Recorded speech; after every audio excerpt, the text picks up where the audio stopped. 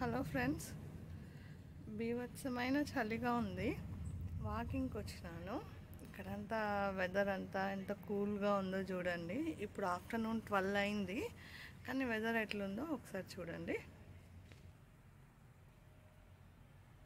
Morning పూట walking చేయలేక కొద్దిగా అట్మాస్ఫియర్ కొద్దిగా నార్మల్గా టెంపరేచర్ ఉన్నప్పుడు వాకింగ్ చేద్దామని ఇప్పుడు ఇట్లా 12 అయింది, ఆఫ్టర్నూన్ 12 ఈ టైంలో వచ్చిన. అయినా కూడా చూడండి ఫాగ్ అంతా ఎట్లుందో.